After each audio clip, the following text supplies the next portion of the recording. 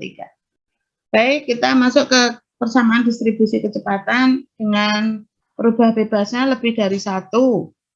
Nah, sekarang kita lihat di sini kalau problem kita yang kemarin itu kan PD-nya kita PD ordiner ya. Sekarang karena perubah bebasnya lebih dari 1, maka PD yang akan kita libatkan itu adalah PD parsial karena perubah bebasnya lebih dari 1.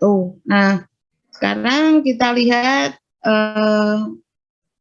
kasus kita ini. Di sini ada sebuah bidang datar gitu. Di atasnya ada cairan yang mempunyai densitas dan viskositas tetap. Bidang datar ini terletak pada sumbu X dan Z. Bidang datar ini terletak pada sumbu X dan Z. Sebelum pengamatan, bidang datar tersebut dalam keadaan diam.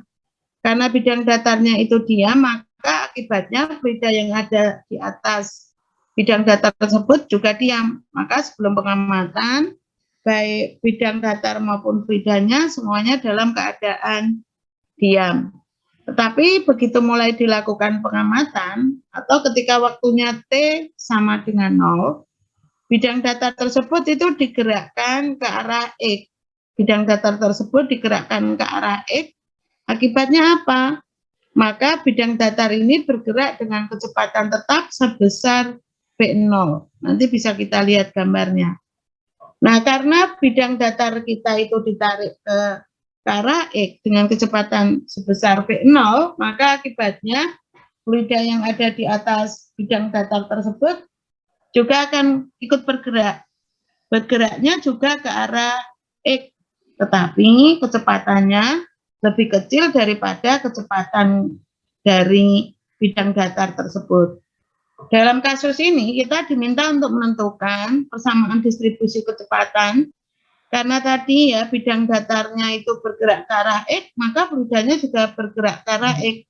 Maka dalam kasus kita ini nanti kita diminta untuk membuat persamaan distribusi kecepatan sebagai fungsi posisi, yaitu dalam arah Y dan waktu.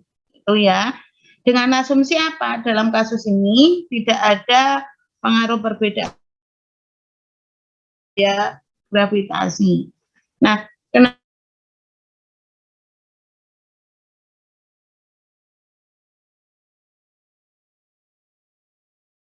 atas kecepatan fluidanya,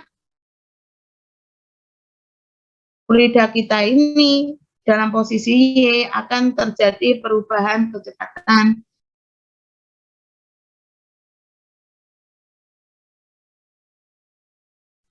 Sementara ada pengaruh T di sini. Karena apa?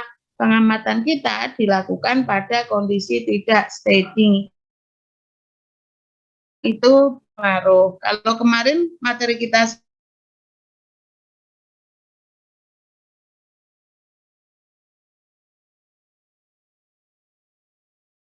karena di sini pengaruh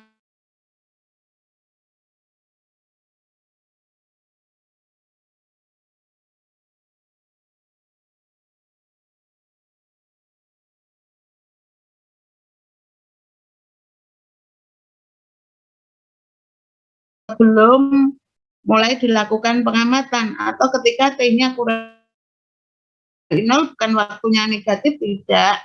Tetapi ini maksudnya adalah sebelum pengamatan.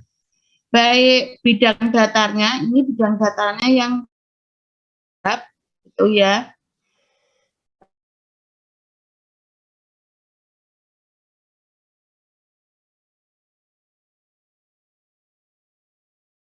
Semua dalam keadaan diam. Tetapi ketika mulai pengamatan, apa yang terjadi? Maka fluida yang bidang datar ini bergerak ke arah X dengan kecepatan tetap sebesar V0. Jadi di sini posisinya adalah pada Y sama dengan 0. Vx-nya adalah sama dengan V0. Nah, tebal cairan kita nanti, tebal cairan di atas bidang datar nanti, itu tebalnya tak terhingga. Jadi Y kita posisinya sampai di sini. Y